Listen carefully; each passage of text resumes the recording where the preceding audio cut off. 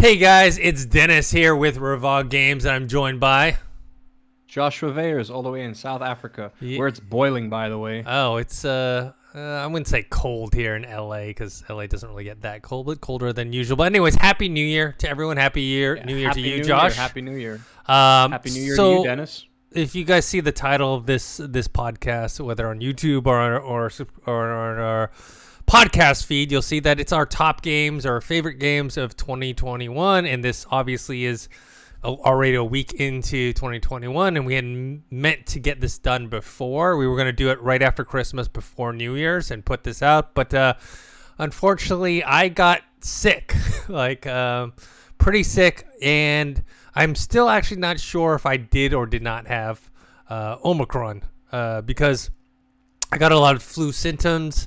I didn't lose my taste or smell at all. I did take some tests recently, and they were negative. I took one of those the rapid ones, and then I took a PCR, and they were both negative. But I don't know if that means that I had it and it went away, or I just never had it. Anyways, I was sick enough where I just couldn't do anything. I mean, I still have like a little bit of a sore throat and everything like that. So anyways, that's the reason why this is late and why we're still talking about our favorite games of 2021, even though it's a week into 2022, is because you and me just weren't able to connect because I was sick for most of the time. But did you have a good Christmas, New Year's? I had a fantastic Christmas with lots of family. It was good. Well, not like a lot of family. We kept it small and intimate, but it was really good. I played the role of Father Christmas. I handed out all the gifts to my nieces and my nephews. They're all like 11, 13 years old. I played the character of like a drunk, divorced Santa Claus. I really got into character for some reason. I don't know why. There's video out there somewhere, but I had a good time. It's good to hear. I had a great Christmas. I had a very chilled out New Year's because I didn't want to go to any New Year's parties. I just felt like it would be reckless, especially with Omicron around. And, yeah, Omicron's it's not as strong as the other variants, but it's easily transmittable. Hence, maybe why I got it or didn't get it, I don't know. But I got it, whatever I got, the flu or whether it was COVID, I got it after Christmas. So my Christmas was fine, and then right after that, I got it. And so my New Year's, I just spent at home with the lady. We just, ate some food. I did the same thing pretty much. Pizza, movies with the lady. Actually, no. You know what? I watched the new Spider-Man movie.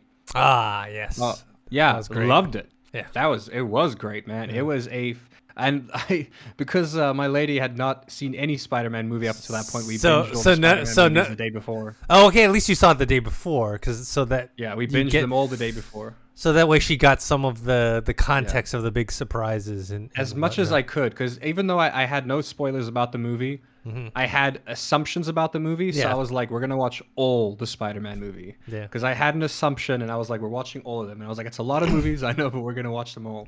We didn't end up finishing the earlier trilogies, but I got the origin stories of all of them out there.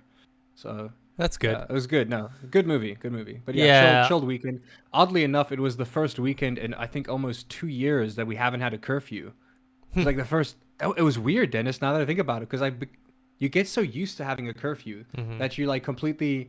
It's not even about like infringing on your freedom and stuff like that. It's annoying, but like after a year, you just kind of accept it as part of life, And it was so like weird that I didn't have a curfew for New Year's. I was like, what? I can drive around past 11 o'clock at night? That's crazy.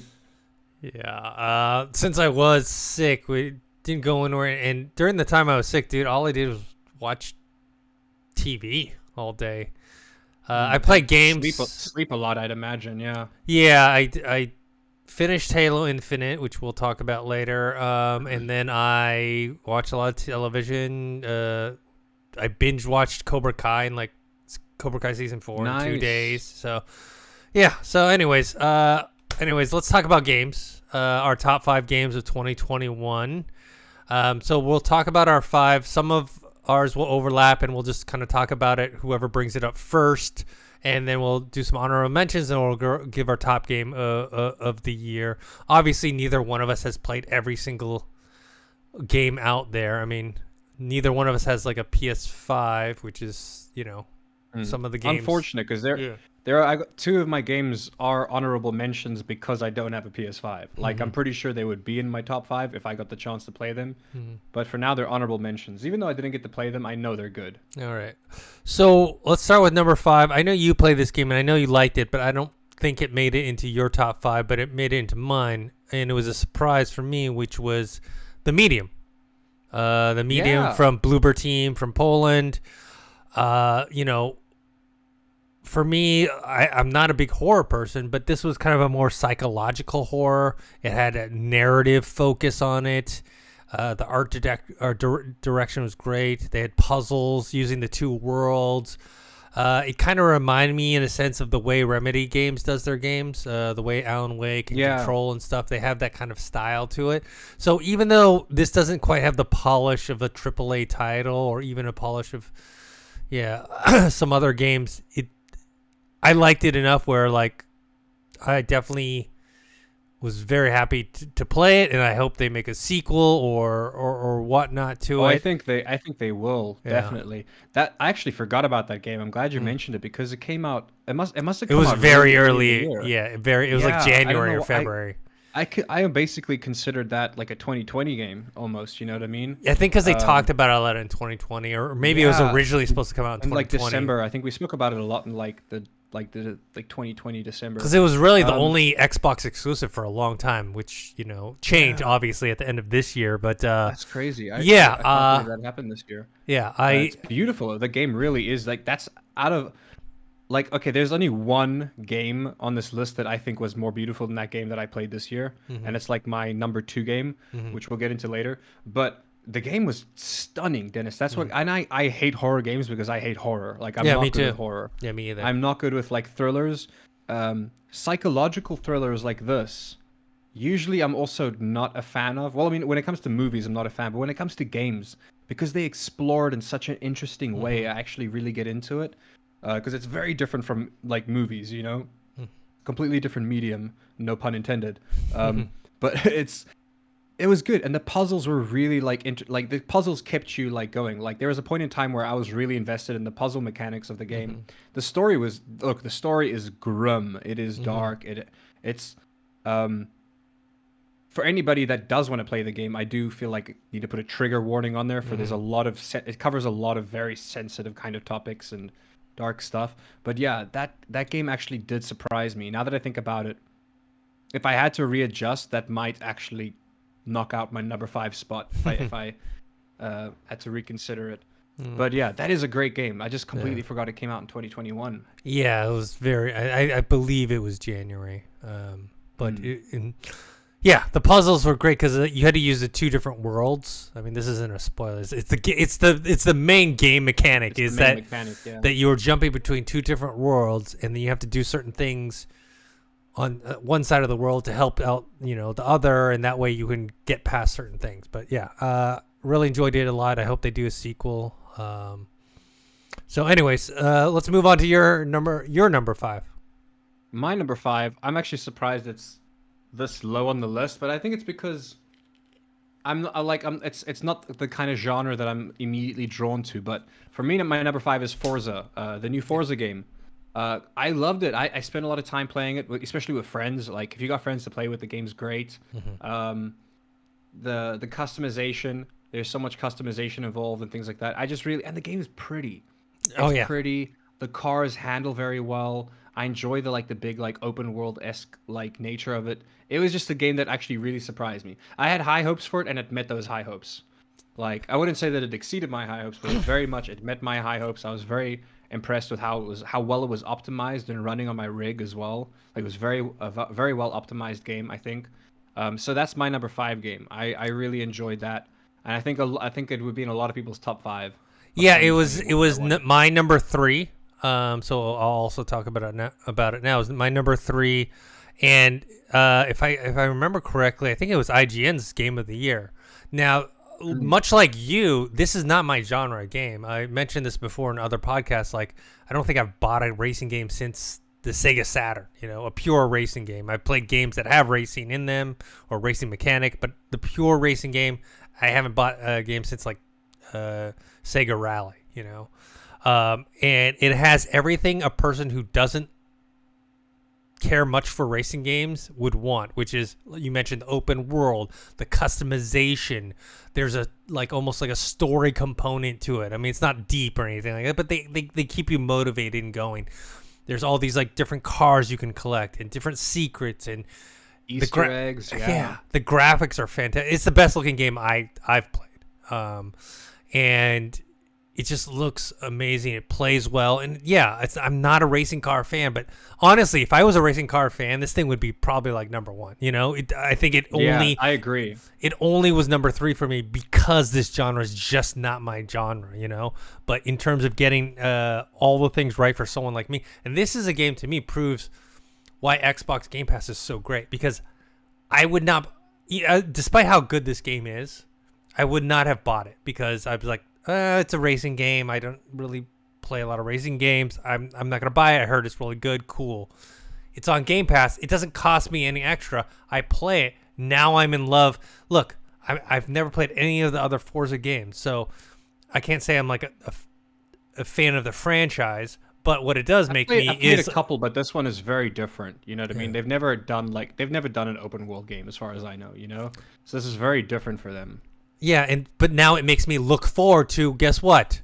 Forza Horizon 6. You know what I mean? So it got me. It got me. And now I'm looking now I am looking forward to the next one, and now I do like this franchise. And so yeah, it did all the right things. I mean, overall, when I think about the best games, like, yeah, if this was my genre, it would definitely probably be like number 1 or number 2, but as it stands, it's my number 3. But it's definitely something I think people who aren't even driving fans should check out, like me.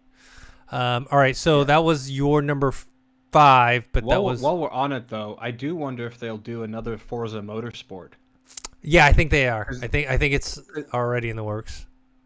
Yeah, it's weird that they released Horizon 5, because 2017 was Motorsport 7, Forza Motorsport 7, and then 2018 was Forza Horizon 4. But the way the schedule works is, I assume they actually would have come out with another Motorsport first, rather than second. But but now I'm excited to see that, like you said. Whereas previously I wouldn't have been. I previously would not have even probably played. I wouldn't have bought the game. Yeah. But it was on Game Pass, like you said. So I got to try it out, and I was like, I love this. Played it for like a long time. Played it with a couple friends. Yeah, no, it's like I said, it would just be higher up on my list if I was more into those kinds of games. I mean, also to be honest, if I was a sports game guy and I loved sports games, FIFA would probably be in my top 5. But it's not, because I'm just not a big fan. All right, so that was your number 5. Now my number 3. So let's move on to my number 4. I don't think you have this on your list, because I'm not sure if you played it yet. But After the Fall VR by Vertigo Games. Yeah, Vertigo Games, who made Arizona Sunshine. It's basically Left 4 Dead, Back 4 Blood in VR. That's what it is. It's like, it takes all the gameplay mechanics and components that you love from those two games, and it's co-op. You can play 4-player co-op. You battle zombies in the snow. You go through a different level, and then you have different little safe rooms where you can upgrade your weapons. And yeah, it's probably my favorite VR game since Half-Life Alyx. I mean, it's very well done. The graphics are great for the Quest 2.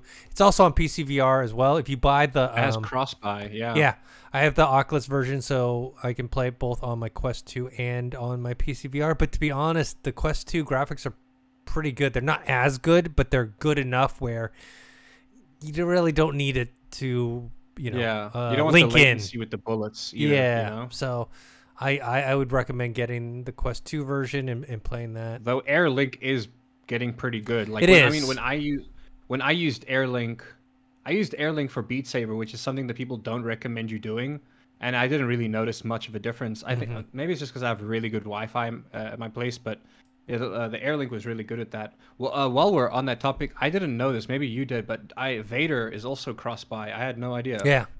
The Vader Immortal series. So you buy it on your Quest, and then you get it on your PC as well. Yeah. If you ever want to play it with like slightly better graphics, I guess, or more improved frame rate. Yeah.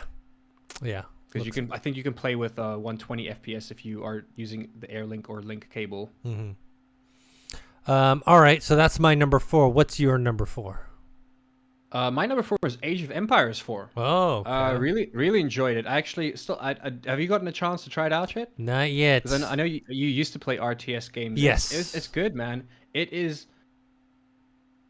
just another Age of Empires game. I can't even like there's not even like words of amazement I can say. The reason it's on my list is because they didn't change anything major. They didn't try to do something different. They just gave us Age of Empires 4 as plain can be. There's nothing special about it. The graphics are a little bit different, are fresher and newer, but the game still works the same way with the grid system, and it's just considering how long it's been, a really good like sequel. It's not like a spiritual successor. It's so not different from the other games that I fucking love it. Excuse my French there, but it's like I played the crap out of that. I haven't even played the campaign because I didn't care about that. You're just playing multiplayer. Oh yeah, I just played multiplayer exclusively, like against either like 2v2 with like me and a friend against bots, or like when me and a friend start getting really good at the game, we'll start doing 2v2s against other random people. The game. I will say the game needs some balancing, but I don't know if they'll continue to balance it because I feel like it's one of those games where they were like, okay, we did it, we released it. Here's Age of Empires 4, and they're not going to touch it again, and that's totally okay because the game's great, but it does make like the competitive side of things a bit tricky because some things are definitely like overpowered than other things. But yeah, that's my number 4, man. And I do love a good RTS game, and we don't get many of them. We are, however, getting one coming to Game Pass soon, which is the Total War Warhammer 3. And that is an amazing, really big, epic scale RTS game coming to Game Pass. Game Pass for PC, sorry. Only Game Pass for PC, coming out soon. Yeah, RTS don't work on controllers. There was this one, I played a game a long time. It was like an indie game that kind of figured out how to do it, but it wasn't in depth. Yeah. Like you wouldn't be able to get competitive with it, you know? Yeah. Or you could, but it would lack the depth for like for an esport league, if that makes sense. Yeah. You know, you need depth for that. You need like complex mechanics where people can always like improve or try different things, you know, shake it up. But I really enjoyed that. I literally actually, even though I didn't play too much Age of Empires as a kid, it kind of gave me the same vibe of playing old school StarCraft. You know what I mean? Like online. The first time I played StarCraft online against other people, like it gave me that feeling where I'm like, oh god, it hits a certain spot that I didn't know needed to be hit. If that makes sense, it's like a scratch. It's like an itch I had for a game this year, and I'm really happy with the game. That's the craziest thing. It's my number 4, but there's really nothing special about this game. You know, it still feels like an old school 2000s game, just with better graphics, and I love that. Also scary to think that the 2000s is considered old school gaming now. Yeah. So number 3 I already mentioned was for me Forza Horizon 5. We just talked about it. So what's your number 3? This is surprisingly lower on the list than I thought it would be, and I think it's because I haven't finished it yet. But even if I had to finish it, it wouldn't be my number 1. It would be maybe my number 2. But it's Halo. Halo Infinite is my number 3. Because I haven't finished it yet. I do think it has if I finish the game, I do think it has the ability to become my number 2, but not my number 1. But when I talk about my number 1, I'll explain why. But yeah, I'm loving it, man. I'm enjoying the single player. I'm enjoying the campaign a lot more than the multiplayer currently. I have built a better appreciation for the multiplayer since playing the campaign. But I still prefer, like, I don't know why. It just seems like when I'm done with the game, I'll play multiplayer, but I think I'd be more excited to get back into the campaign again, especially when they finally add co-op. You know what I mean? Yeah. That's going to be a really good reason to play the campaign again. So when I finish the game, I think I'm just going to hold off on that and wait a while. And then hopefully me and you can play, or... Yeah. I want to play it because I beat it on normal, and now I want to play it on heroic, and then possibly do co-op on legendary. So this is my number 2 game. So It's your number 3 game. It's my number 2 game. And it's funny because when I talked about Forza Horizon 5, this is what I mean. Halo is my type of game. It is in my genre. I love Halo. I recognize as a whole, Forza Horizon 5 is a better game. Do you know what I'm saying? Like the whole package, right? Everything that's in Forza Horizon 5 is better. It's just that Halo Infinite is more up my alley in the type of game that it is, and that's why I ranked it higher than Forza Horizon 5. So it was my number 2. The multiplayer was released first. Having a lot of fun with that. It's old. It feels like old school Halo. I know a lot of people are complaining about the progression system and whatnot, and complaints about content. Maybe because I am old school, it's like it doesn't bother me as much because back in the day when you played multiplayer Halo, you just played multiplayer. There was no progress. You know what I mean? Like the only thing that really mattered was your kill death ratio. That's it in a game. How many people did you kill? Did you win the match with your team or you're playing solo or whatever? That's it. So the progression stuff is nice, getting different customizations and whatnot. I know that people are complaining about the pricing of some of the cosmetics, which I can agree with that. Some of the things are a little overpriced, like $20 for a simple little thing. What was it? Yeah, they'll balance out eventually, though. If you think about it, where it's like they'll figure it out because certain things are just not going to sell. You know what I mean? They'll find their pricing point. People have adjusted it. Like Valorant did the same, where they had to adjust certain pricing points. Not the like the prices of in-game. The in-game stuff never changed prices, but the stuff that you use to buy in-game changed prices. You know what I mean? Where it's like, oh, you have to use gems to buy these things, so they still cost the same amount of gems, but gems became cheaper. If that makes sense, you know what I mean? Yeah. That's like a bad example, but I think that they will, in time, find a good balance for that because money talks. Boycotting games talk too, but you need to get a lot of people behind your back. It's one of those things where I spoke to somebody earlier in this year, had a heated debate on an internet forum about microtransactions, and people are like, yeah, just don't do it. Like, that's the only way that they're gonna listen. I'm like, I don't think you're gonna stop the millions of 14-year-old kids spending all their bank on Fortnite. Like, it's not gonna stop. Like, yes, I understand that. Like, I understand that it would help if we all did, but I was like, people also need to understand that there's a lot of kids out there that are spending I just read an microtransactions. article about some dad who got he thought he was getting scammed because his credit card bill was like 20 G's. Yeah, and he found out his daughter had spent 20 G's in Genshin Impact. Like. Yeah, I read about that. Yeah, of the Genshin Impact thing. That was crazy, man. Yeah. It's like, and he couldn't get a refund because it was legitimate purchases, and he had like let her use the credit card for like, I don't know, whatever. Probably like buy games or something. Yeah. Or maybe something very simple like but yeah, school the products or whatever. It's not going to go away. Microtransactions will never go away. That's the point because they've made too much. Unless one day it just starts making drastically less money, which doesn't seem like it's going to happen. But the thing is, like I said, money talks. Halo will balance itself out eventually. The multiplayer, the battle pass, all that stuff, it'll balance itself out eventually. I also think that the cosmetics over time will get much better. Like, I think we have Halo, the multiplayer, which is free to play, is really good. I think it still has a long way to go, but I think it's going to do that and much more. You know what I mean? Like, I think it still needs a bit of work, the multiplayer, in my opinion. Well, not the gameplay is fine. The gameplay is awesome. It just needs more modes. Mechanics. It needs more modes. They finally added.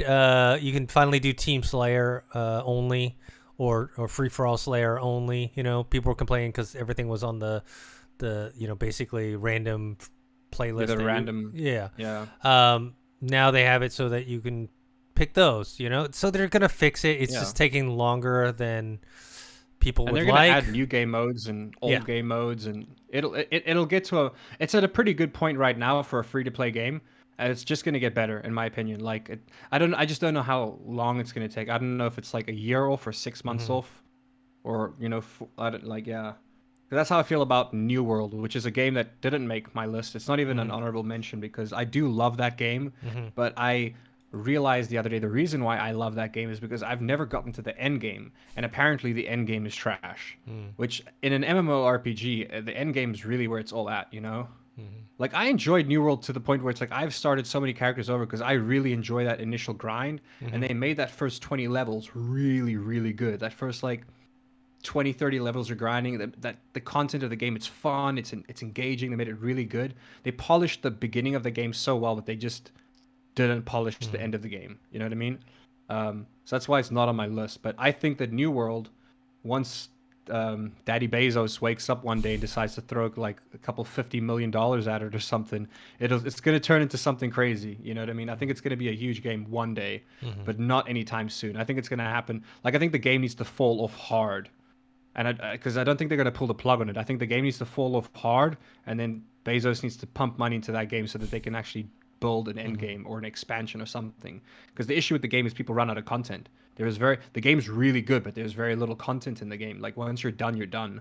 You know. Luckily, the game is not I mean, regional pricing for me, the game was about, I want to say, like maybe $25. Anyways, but yeah. So Halo, man. Great so the campaign was pretty good. I think the thing is, it's not like my favorite Halo is Halo 3. I thought both the campaign and the multiplayer were pretty much the best that Halo's been, but Halo Infinite was kind of a throwback to that time in terms of, and the thing about the campaign is, even though it's not the best, the combat is so refined. The gameplay is so refined. It's that's the part that I enjoy the most. That even when it's not okay, the criticisms I have of the game are a lot of the environments are repetitive. A lot of the things that you do are repetitive. The open world, while it has potential, still needs work in order to make it much more interesting. But because the combat is so good, you kind of like forget about that because you're like, okay, I'm doing the same thing, but this same thing is so much fun that you just are so addicted to it, you know? Like every time you approach a certain encounter, you just like, you can't stop playing. That's why I enjoy the campaign so much, because it's like, the thing I enjoy about the campaign is the same thing I enjoy about multiplayer, which is the core gun mechanics and ability mechanics and weapon mechanics. Like the core mechanics I love, but with the campaign, it's just a lot less sweaty, you know? Like I don't have people 360 no-scoping me from across the map. Like it's just, which I enjoy more, you know? I like the multiplayer. The multiplayer is great, but when you want to play something competitive, when you want that fast-pacedness, with the campaign, you can just have fun, man. Like I'm not taking the story too seriously because my Halo lore is very dismal. So like there's a lot of things that they're talking about that I don't know what the hell they're talking about, but I'm just like, yeah, I'm gonna go shoot stuff in a minute, you know? That's all I'm thinking about. The weapons are great too. Yeah, I'm gonna grapple hook around the place. I'm gonna shoot things. I'm gonna get into you know, the vehicles. Yeah, it's fun. That's why like I'm looking forward to finishing it, but also I'm not, because I'm kind of like enjoying just like playing it, but not doing the objectives, you know, just running around shooting people. Yeah, even though I beat it, I'm still playing some of the end games content, which is basically all the open world stuff I didn't finish, which is a lot of, like I said, repetitive stuff. It's get this base, take out this base, you know what I mean? But like I said, the combat's just so good. The weapons, changing the weapons, the different types of weapons, the different type of vehicles. Co-op is going to be so like amazing. Like honestly, if co-op was out now, this would possibly be able to, if co-op was out, I think that this would have been able to take my number one spot.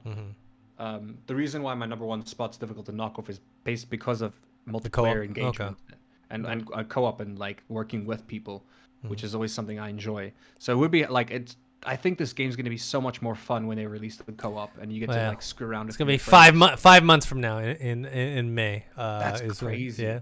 That's when Forge and So anyways, Halo Infinite, my number 2, your number 3. Did you say your number 3? My number 3 was Forza. Remember, that was your number 5. All right, yeah. Okay. Oh yeah. And my number 3 is Halo. Yeah. So now let's go to your number 2, because we already talked about my number 2, which is Halo Infinite. Yeah. My number 2 is a game that I really enjoyed, and not at first. I think I needed to be in the mood for it. It's weird. There's certain games you need to be in the mood for to enjoy. Halo's also one of those games, in my opinion. Hmm. But Marvel Guardians of the Galaxy, Yeah, a um, lot of high praise for that game this yeah, year. actually, like when you really get to sit down and play the game, yeah, they're like I have some issues with the game, but I have no issues with the story. I have Hmm. no issues with the graphics, and both of those are amazing. And the endless, well, not endless, but it feels like endless banter between all the characters. Like you can literally just stand there and do nothing, and they'll just talk to each other, making wisecracks for like a couple minutes while you're not even doing anything. I love it. But also just the graphics, man. It really is a stunning game. Um, I played it with minimal ray tracing, but with ray tracing nonetheless on the rig that I'm running, Hmm. and I enjoyed it. Like combat was a little repetitive, but it's okay because you get rewarded with funny cutscenes, if that makes sense. You know what I Yeah. mean? Like they balance the game well, where it's like, hey, we might not have the most intricate combat or the most like, like you're gonna be button mashing a lot, like doing kind of like repetitive combos, but you'll be rewarded by hilarious cutscenes, and that's okay. Like they figured out a way to like, it's one of those games where yeah, it's very comfortable at my number two spot. It would never, it's not going to be higher. It's not going to be Hmm. lower. I'm pretty happy with it. Marvel Guardians of the Galaxy really enjoyed. I just think I needed to be in the mood for it because when I first played it, I was like getting a bit of a headache and I was like, I was just not feeling it. But then I came back to it like a week later Hmm. and I played it for hours, Yeah. man. Yeah. Until I finished it. Yeah, this Yeah. game got a lot of Really good game. critical acclaim. It said the gameplay was all right, good enough, basically, but the story and the characters were the best part, and it actually suffered from just being the next Marvel game after the Avengers game, which got a lot of backlash, and people weren't playing the multiplayer at all, and so like a lot of people weren't as excited for this game as they probably should have been. But Yeah. but luckily that it's kind of because of the quality of it, it's getting through. I haven't played it yet, but I'm looking forward to playing it in the future. So before we get to both of our number ones, let's talk about our honorable mentions. I have two. One was Back for Blood, which was basically a bunch of the developers from Valve who had worked on Left Yeah. 4 Dead had basically made the spiritual sequel to Back for Blood. The combat is fun. It's not as i- intriguing as something like Halo Infinite, where you have the different types of weapons. I mean, you do have different type of weapons, but what I'm saying is like what you're doing isn't too much different. When you're engaging in combat, it's co-op. It's in that way. You got 4-player co-op, which is a lot of fun. It's just a good time. It's a solid, good game. I couldn't get it into my top 5, but I did have a lot of fun playing it. And then my next one was Sable, which is a game Ooh, Sable was good. which I didn't even hear about until like basically right before it came out by Shedworks. And it's a different type of game because you're not going there to shoot and kill stuff. It's just exploration. One, it uses the art style, that Mobius inspired art style. It's got music from Japanese Breakfast. It's a game that you play when you just want to kind of calm down, and it's just Yeah. like soothing Very and journey-esque game, you know? yeah. So that was a nice surprise for me. It didn't make my top 5, but I thought it definitely deserve to be mentioned. What were your honorable mentions? I got a couple. Like I tried not to, but I got a couple. I actually would like to say Sable is one of my it was one of my favorite games, but the game I enjoy that's similar to Sable, well, similar but not similar. There's a game called Exo 1 that came out on Game Pass this year, which is a game where you're just like in a spaceship that you control gravity. You're basically like Hmm. this ball that can flatten, turn into like a saucer, so you can glide through the air. All you're doing is controlling gravity, and there's like, these hills, so you're kind of like holding gravity so that you go fast down the hills, let go of gravity so that you can like soar into the sky. And that's all the mechanics is to it. But it was so relaxing, and it kind of tells the story of this lost crew lost in space, Hmm. and you're going through a black hole and traveling with these. It's really a bit of a surreal experience. So that's one of my honorable mentions. Called Exo 1. It's on Hmm. Game Pass. And if you don't have Game Pass, I think it's a pretty affordable game, anyways. Um, Big honorable mention, and this, if I had to go down the list, this would have been my number 6 game of the year. which is It Takes Two, which won the Game of the Year at the Game Awards. But it really is a really good multiplayer game. Like, I love co-op games. This was a couch co-op game, but you can also play it online multiplayer. It's just one of the best co-op experiences I've had in years. Like, I can't think of a game that even comes close to, like, I'd say, what was that game about breaking out of jail again? Yeah. I know which one you're talking about. Yeah, that had a similar vibe, but that game was so short. This game took it to like a next level. You know, with each like character has their own different mechanics. You're like a mom and a dad going through a divorce, and your kid can't deal with it, so she cries into these dolls that she's sewed of the parents, and then the parents turn into the dolls, and then you're in such an obscure story. The first boss you fight is an angry vacuum cleaner. He's pissed you never cleaned out the vacuum, so he's locked up in the garage. But yeah, it would literally would have been my number 6 if I had to get a higher list. But yeah, It Takes Two, great. Two other honorable mentions that come to mind. They're games that may have made the top 5 if I had a PS5. One is Returnal, because I love rogue-based, like roguelike games. So Returnal definitely I think would have been pretty high up on my list, like maybe a number 5 spot. And then the new Ratchet and Clank game, I think that could have easily have taken my number 3 or number 2 spot if I had played it, because I love that game series. Have loved it since I was a kid, and it's a game that really, I wouldn't say it pushes the PS5 to its edges, but that's the game that really looked next gen and shiny. It looked, I guess that's the biggest takeaway. It looked really shiny. It had it was just really pretty, you know, and it kind of pushed the PlayStation to its it pushed the PlayStation further than other games were at the time. And then also Psychonauts 2. Psychonauts 2 I loved. I enjoyed. I think it actually deserved more awards this year at the Game Awards. The reason it's an honorable mention for me is because I just wish this game came out 10 years ago. Because it's been so long. I can't remember, like, what was it, like 18, 17 years since the first one. Like it's a long ass time, like, between the two. And the game is great, but it is still at the end of the day a game that's very like family, more like kid like, you know what I mean? Like, I just think if I was younger, I would really have enjoyed this game a lot more. I still enjoyed it, you know, especially like the nostalgia, and part of me was like, I'm making young me proud by playing this game, you know what I mean? But it's just one of those things where I feel like if I was a kid, I would have enjoyed it a lot more, the humor more, you know what I mean? But yeah, great game. Another honorable mention is Loop Hero, which was this Russian game that kind of blew up, and it's like an 8-bit game, also roguelike. I love that. And then my 2 last honorable mentions are JRPGs, because JRPGs aren't particularly popular besides Final Fantasy. The one was Scarlet Nexus, which we spoke about a bit. I enjoyed Scarlet Nexus. It got its own anime, which was really good too. But yeah, I enjoyed I played Scarlet Nexus, enjoyed it.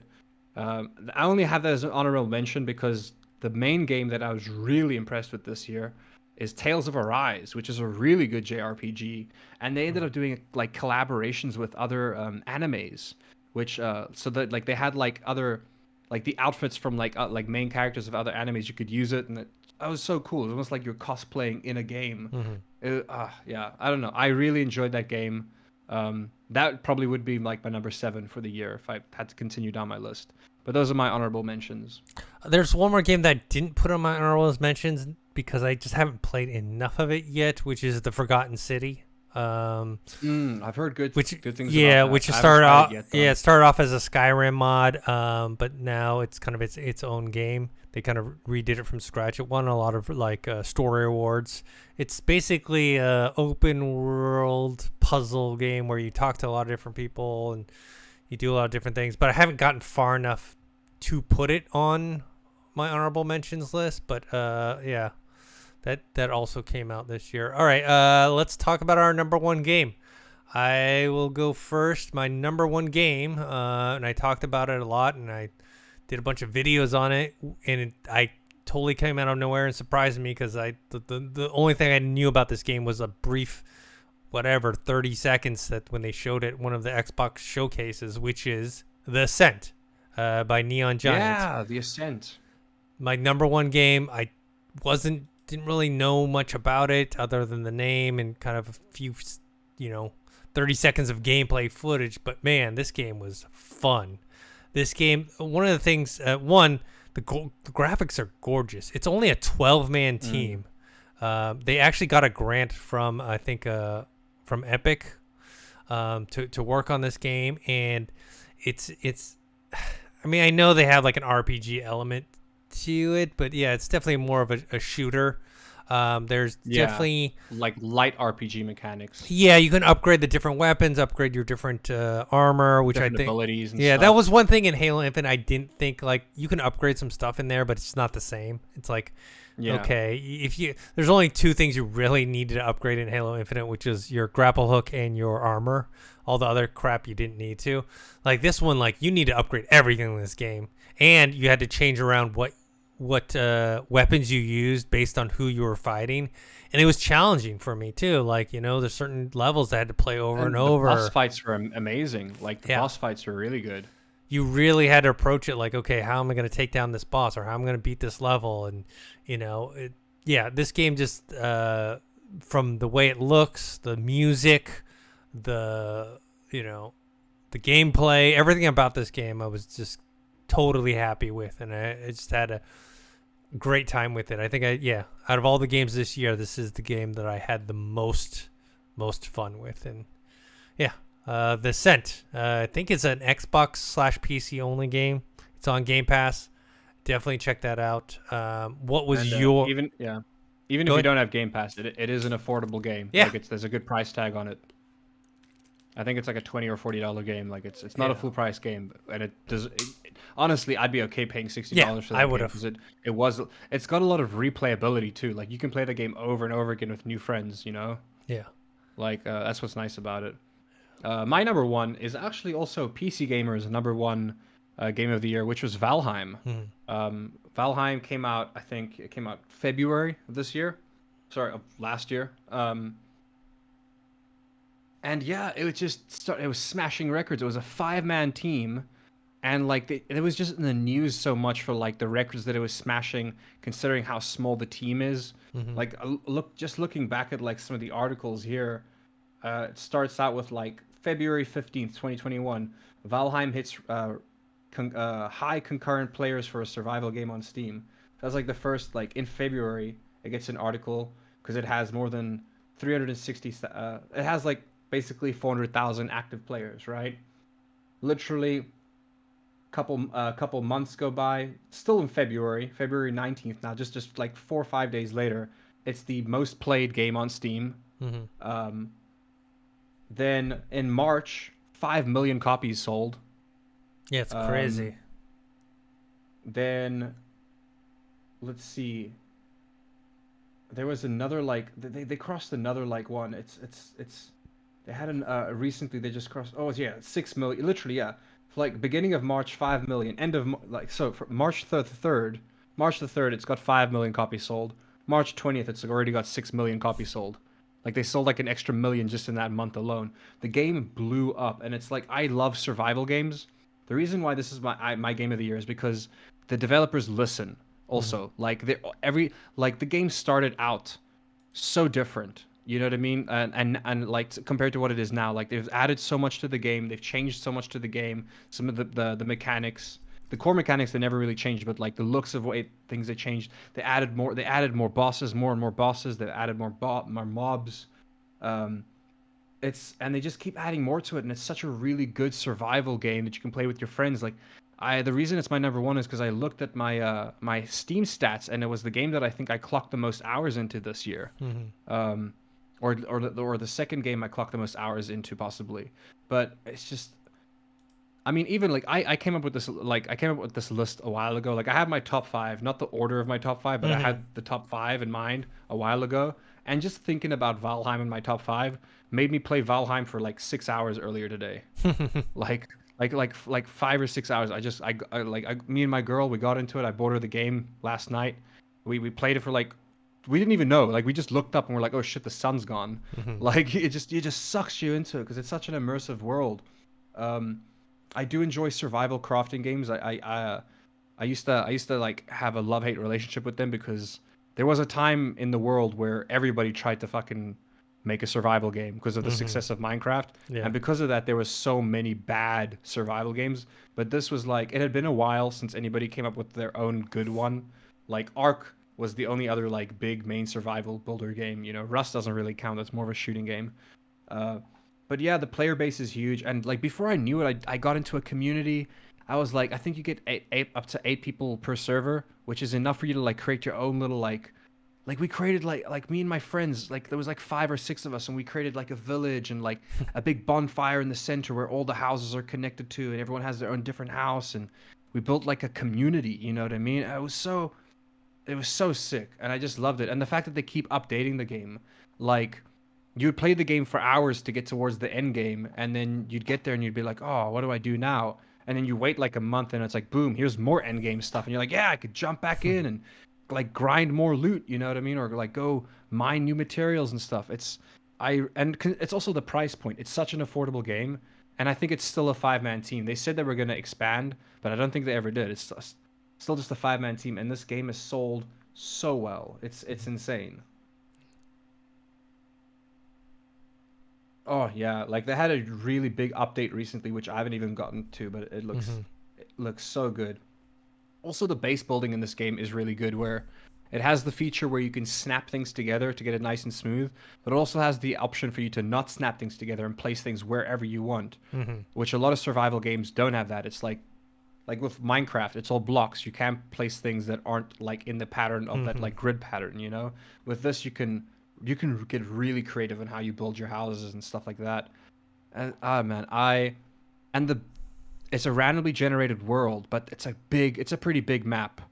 And what I love about it is you can literally sail off the edge of the earth, because the world's flat, and there's it's like a waterfall, because it's like a mythological place that you're in. You're not in the real world. You're like a Viking warrior. You're a dead Viking warrior brought back to help the fights against the bad things for Odin. You're helping Odin, I think it was. Yeah, it's like you can literally like just with your homies be on a boat and sail off the edge of the earth and fall, which I think is hilarious.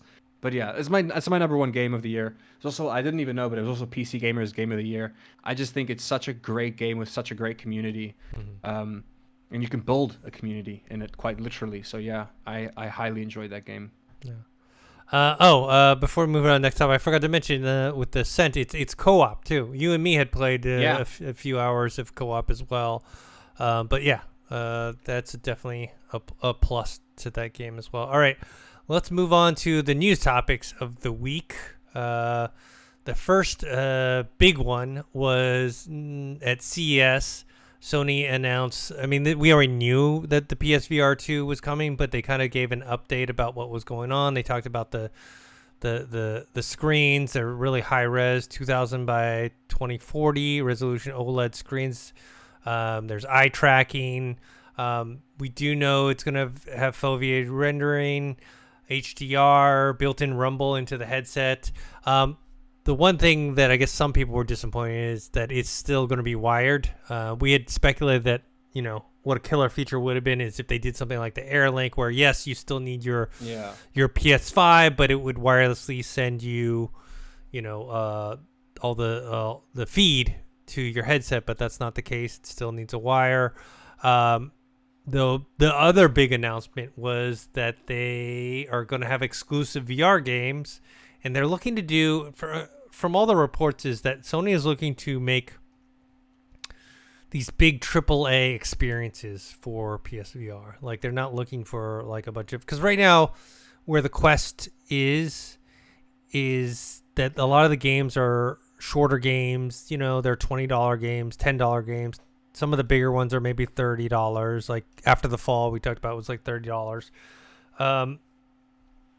But they're looking to make, instead of making all these like small little games, they want these big experiences. And so in order to do that, they are going to have, what was the name of this game? The Horizon Call of the Mountain. It's an exclusive, which is set in the Horizon world, which is really cool. And if you look at the graphics they showed a little teaser of it. It looks great. It looks the quality of what Half-Life Alyx was, and like, you know, it's a big difference, right? They're not competing for the same market because the Quest 2 graphics they're good enough, right? They're like good enough to play, but they're not, none of the graphics you're gonna write home about, right? But they're looking to kind of wow people, and those graphics look pretty impressive. I mean, obviously we did not see them in VR, but for you know, compared to what we see on the Quest and the Quest 2, these are a much different level. So yeah, having an exclusive game on one of their premier franchises is definitely the way to go in terms of trying to get people to buy the system and play. Because I feel like the first one was like the experiment that like had some fun titles, but overall it was just too clunky and hard to set up and hard to whatever. I feel like they're dropping the eye. I will say that's good. You don't the eye. Sorry, the PlayStation camera. Yeah. You don't need the external because it's gonna have same like the Quest. It's gonna have 4 cameras on the outside of the headset. Yeah, and it won't need all those different wires. It'll just need one wire versus the. Which is good. Yeah.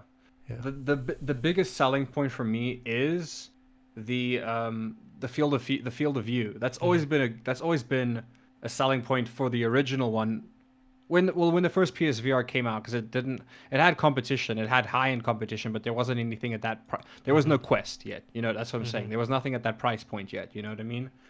So there was 2 reasons that I enjoyed the PSVR more than Oculus at the time, and it was because of its price point and because of its comfortability, because it had the crown. But you can buy yourself a crown attachment for your Quest. I forget I think the brand is called Mojo. I could be wrong. They do a really good pro headset strap for the Quest, which I'm thinking of getting myself actually, where it sits like a crown instead, and the VR headset just rests on your face instead of being strapped to your face. But so like for me, their biggest selling point, which was the comfortability issue, is no longer an issue because you can buy attachments for any headset and use a crown system. You know what I mean? But the field of view is tricky. Like, I think having 110 degrees as your field of view, that can be really immersive. You know what I mean? I think that's a good selling point. The strap, I mean, the cable, less immersive. You know, I'm curious here's the thing: we know they have to be cheaper. They have to either match or be cheaper than the Quest.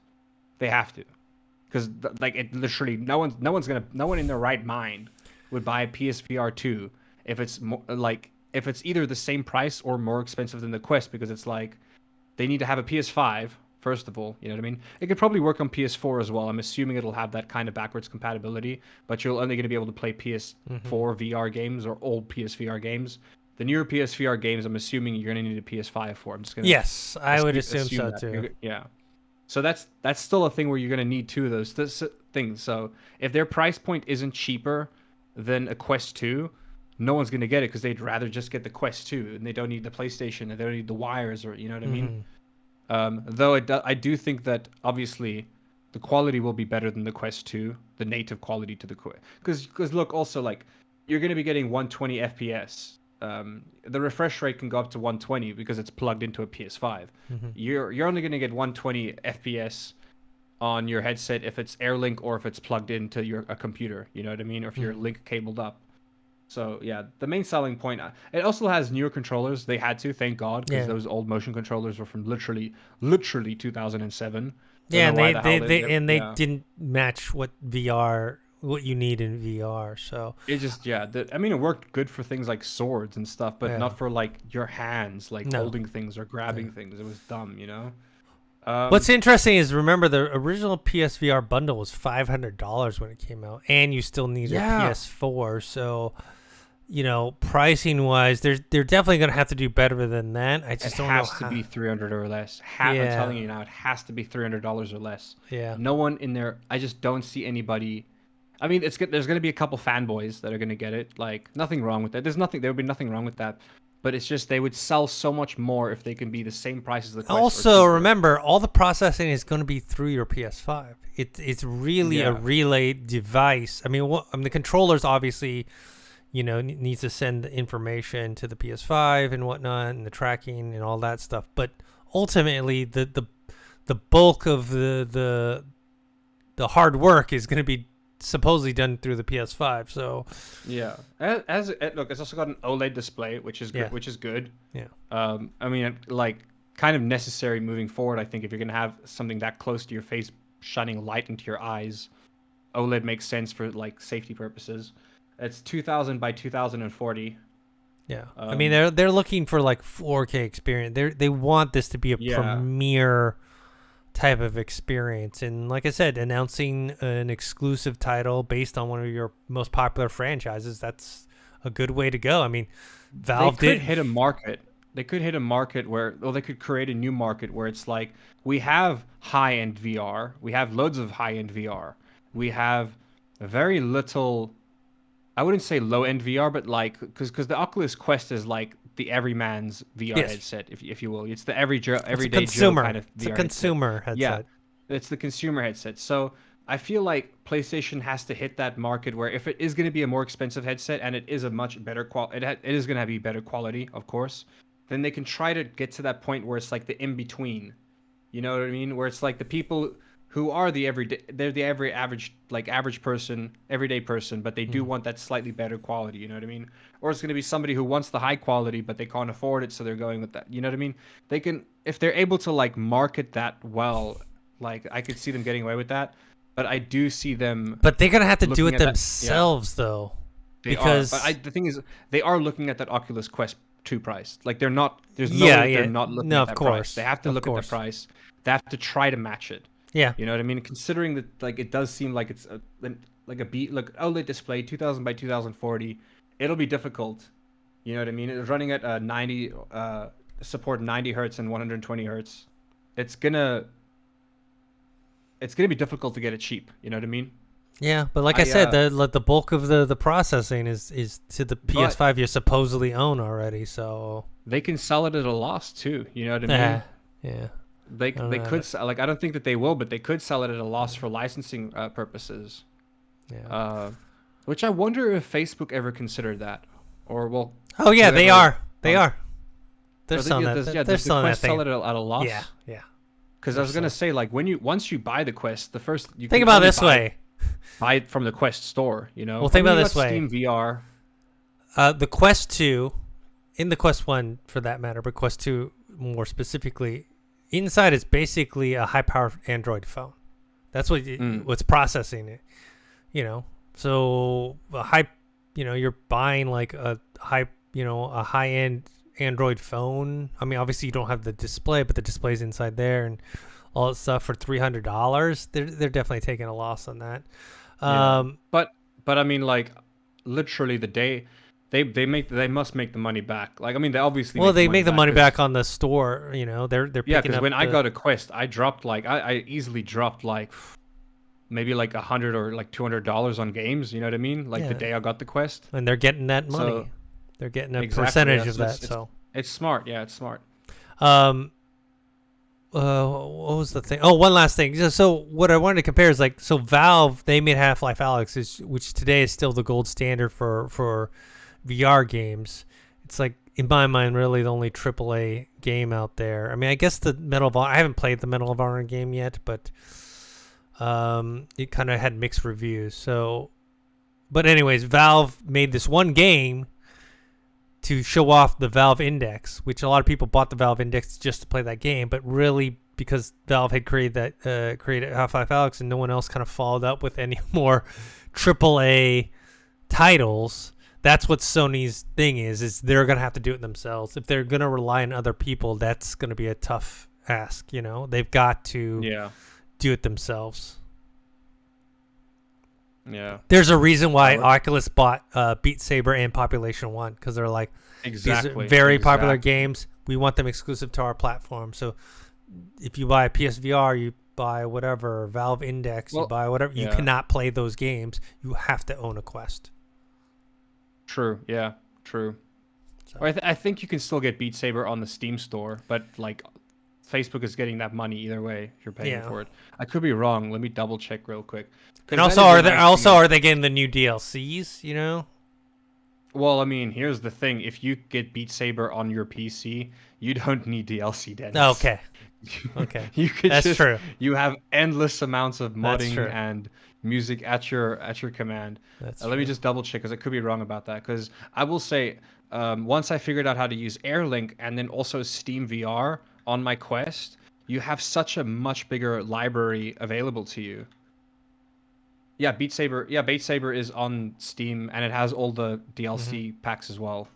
Um, which you can, yeah. And it's funny enough, I actually, for anybody who is an Oculus Quest owner and you've tried out AirLink or you use your PC for VR gameplay, I do recommend looking at Steam VR because most of the games there are so much, and I do mean so much cheaper Hmm. than the Quest store. Um, like I think I like picked up Arizona Sunshine on that. I picked up Arizona Sunshine for like $2 or $3, Hmm.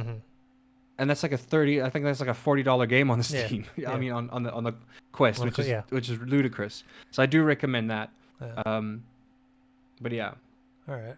All right. Let's move on to the next topic. This one is interesting because it's not yeah, we're gonna have quite. to blow through these real quick because I Yeah. gotta go soon. Yeah. So this one is Ubisoft is doing something with Game Pass. It's not quite sure exactly. So Rainbow Six Extraction, which is coming out, is going to be on day one for Xbox Game Pass, but they've kind of hinted, through social media channels that there's more to this Ubisoft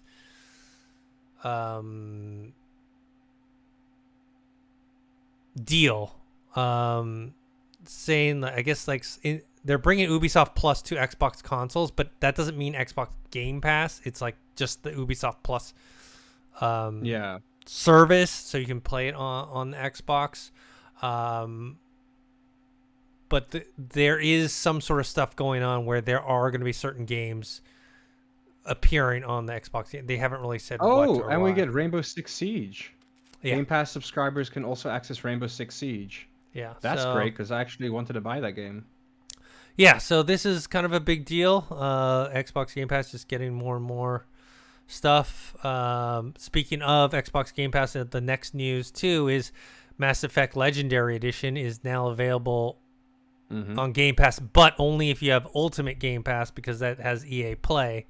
I downloaded. I haven't started playing it yet, but I downloaded it. Or if you have Game Pass for PC, Game Pass for PC includes EA Play. Yeah, I downloaded it last night. It was 120 gigs. I haven't started playing it yet. It's big. Yeah, it's 3 games. That's why Yeah. with I remastered. literally was gonna download it, and then I saw the file size, and I was like, you know what? I have to finish a couple. Yeah, other games I had to delete a bunch of stuff to install. But anyways, that's a big get for Xbox Game Pass. Also, the very highly acclaimed and critical favorite. I haven't played it yet, but the Outer Wilds is also on Game Pass Yes. as well. I did download that. That game is Dennis. That game's good. Yeah, That I game mean a is lot. like Loki good. It It's made a low-key lot good. of like Yeah. game of the years when the year it came out. And Yeah. I've seen people do- talk about I how the recommend DLC. People saying the DLC is pretty awesome as well. The game itself is just kind of crazy and wild, and the art style is really good. And I'm finally getting a chance to like play it properly now Yeah. as well, so I'm excited. I did download that and start playing that. I will say one of the cooler things about this this the Rainbow Six game that we spoke about coming to Game Pass is that it has a cross-play buddy pass. So every copy of the game comes with 2 passes to invite friends to play for free up to 14 days.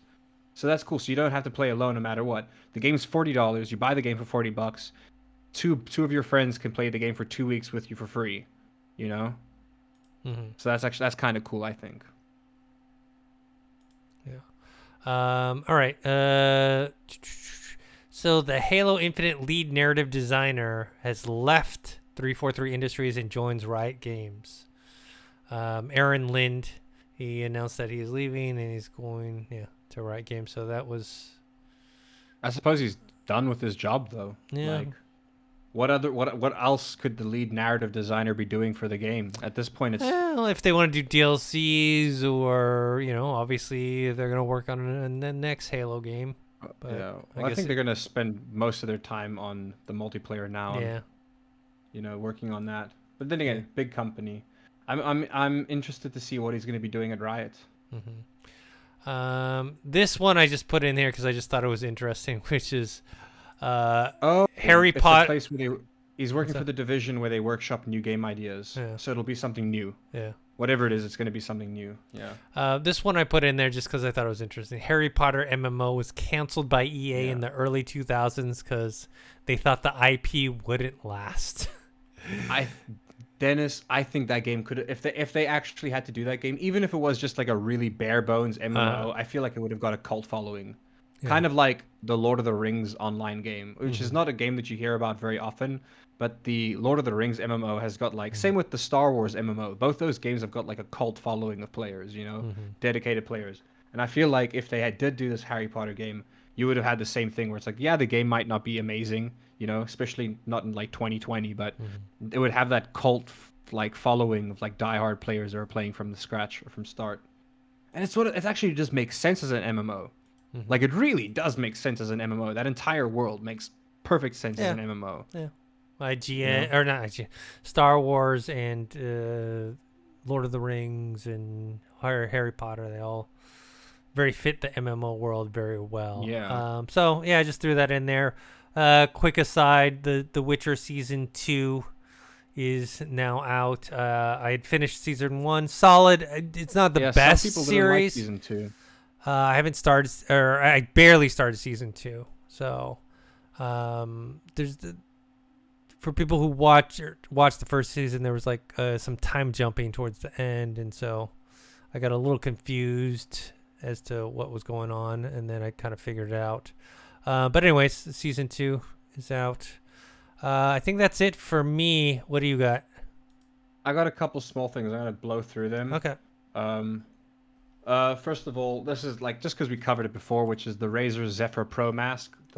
Which if I ever get if I ever get what Joe Rogan calls it, fuck you money. If I ever get that kind of money, if I'm ever at a point in time in my life where I can drop $150 on a face mask, I'm gonna do it, Dennis. Mhm. You bet your sweet ass. Because this thing does look sick. We've seen it before. It's a clear mask. It's got RGB. It is a FDA approved N94 mask. So it has actual ventilators and ventilation.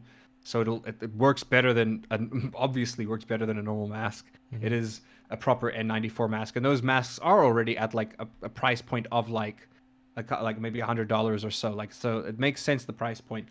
Last time we spoke about this, they actually said that they removed the internal speakers to make it cheaper. They've now decided that they are putting it back in the voice amplification, so that when you talk, there are speakers on the outside where people will hear what you are saying, so that you don't look muffled. Mhm. But I believe I still don't know if there's a release date on this. Let's see, because yeah. Okay, so the Pro model is $150. The normal model is $100, I'm guessing. Razer is also going to sell a starter pack for $200, which includes the Pro and 99 days worth of replaceable N95 grade filters. That's actually a great deal. For an extra $50, you get like 99 days worth of replaceable filters. But once again, that's for someone like that's like hardcore. If I lived in a place with like severe pollution, I would get this.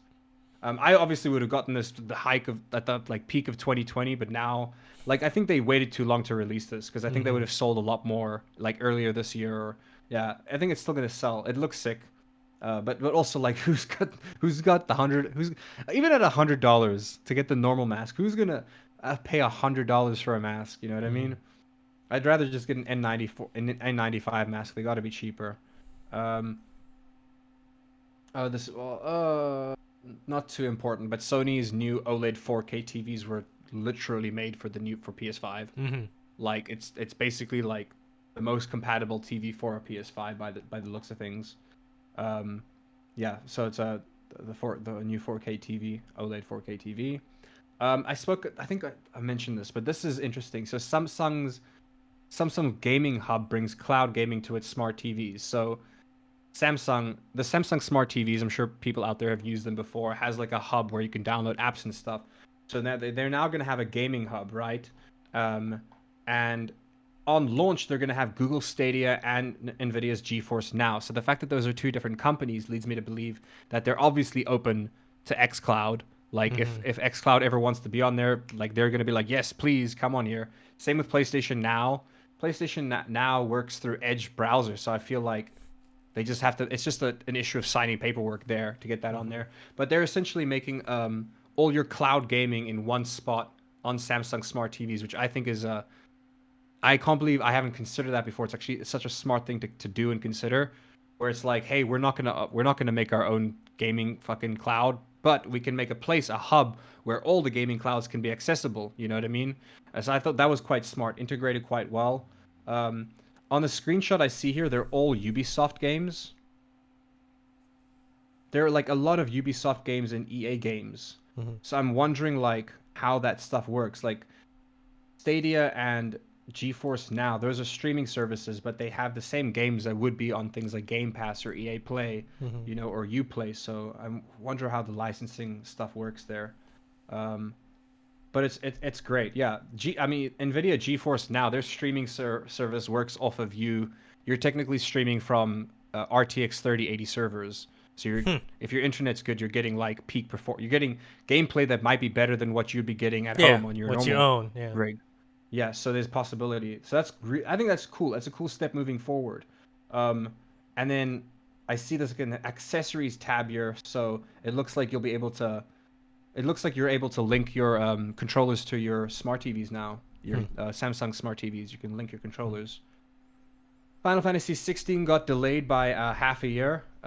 Big reveal coming in spring 2022. I'm actually okay with that because there's just so much games to play in between then. Yeah. And I would hate to for the game to come out and then just I don't have the time to play it because I'm a die hard Final Fantasy fan. Love Final Fantasy. Excited for Final Fantasy 16 because it's set in a much more darker medieval kind of tone. This is interesting. The New World community, it's funny I mentioned this earlier, the New World community challenged the devs to play their own endgame, and the devs accepted. So they're like, hey, look, the end zone is such a mess, just actually play it, and just you can see just by playing it, you know what I mean? So yeah, they're gonna supposedly play it out. They started a petition, and the petition went viral, and then I guess they decided, yeah, we're gonna play it. The devs admitted that they weren't as powerful as some of the dedicated players, but they're ready to take on the dangers nonetheless. I love that. Hopefully they can see what is wrong with the game and fix it. This is less gaming related, but still I'd love to hear your take on this. AMC just bought Sentai and High Dive, which are anime distributors. So I don't know what they're planning. I don't think it's movie related. I don't think it's related to getting anime movies into well, they have their own now with the movies. They have their own kind of streaming service in the sense of VOD. Yeah. So I'm wondering if maybe maybe they're going to do something with that where there'll be some sort of anime VOD or some sort of subscription service. I just know that there'd be some legality around owning a distributor and then using that. There's like a monopoly kind of. Yes. I believe it was the state of Georgia against Paramount or something back in the freaking 1930s. There was a decree where it's movie cinemas, movie studios can't own cinemas because of the monopoly. You know what I mean? There had to be two different independent things, and so it's because of that. So that leads me to believe it's got to do with online stuff. And for anybody who does watch anime, Sentai and High Dive are the people that did Haikyuu and Made in Abyss, as well as many others. Those are the first two that come to mind. Mario Kart 9 is in development, just worth mentioning, and they said that there's a new twist to it. Not too sure what it's going to be. I suppose because the last time that had twisted was the whole transforming into different vehicles throughout the thing. There is another South Park game that's going to come out, which I think is great. The next South Park game has got a very interesting choice of developer, Question Games, which is founded by ex-BioShock developers, who went in to create these two games I've never heard of before, the Magic Circle and the Blackout Club. But yeah, they posted a job advert to make a new video game in South Park. So there is a South Park game coming out. The Fallout TV series is starting its production in 2022. Yeah, with Jonathan Nolan, I think, is directing. Yeah. I actually was wondering about this a couple months ago. I was because we haven't heard about it for a while. So yeah, Fallout, it is going to start production 2022. Westworld co-creator to direct pilot, but we knew that a long time ago. Yeah, that's Jonathan Nolan, Chris Yeah, I'm Nolan's glad brother. that they haven't changed it yet. Yeah, so that's great. And these last two articles are just something I want to talk to you about afterwards because they're TV related. Okay. So yeah, that's one last thing. We kind of figured this, but E3 canceled their 2022 live event. They're still gonna do like the online thing, pre-recorded online thing, but there's no like live in-person events or anything like that. So because of Omicron, and they don't know where things will be at. I think they also just noticed that it went smoother online. Yeah, but you're not getting the same. There's like less room for error. True, you're not getting the experience. Yeah, the crowd yelling. You know what I mean? I miss that. But then again, if anything, I'm sure they prefer that because they don't want, BlizzCon is not E3, but that embarrassment of BlizzCon when they announced Diablo Mobile and the crowd literally booed them off the stage almost. So it's good to avoid that kind of stuff, I guess. All right, cool. All right. That's it for this episode. Next week, I think we should cover the games we're looking forward to the most in 2022. Yes. That should have been this week, but because I got sick, and so everything got pushed back a week. So we did our best of 2021 in this episode. Yeah, we can try filming on maybe Sunday. Yeah, we'll try and do an earlier episode next week. Yeah. And talk about what we're looking forward to in 2022 because a lot of big games coming out. All right, guys. Josh, where can people find you? You guys can find me right here on this channel. You guys can also find me on Twitch at It's Thespis. I'm sure you'll find a link in the description below. And you can find me on Twitter at ThinkHero, Instagram Dennis.tzng. You can subscribe to this YouTube channel, youtube.com/Revog. We also have our podcast feed. Look for that on Spotify or Anchor. And until next time, we'll see you guys later. Later.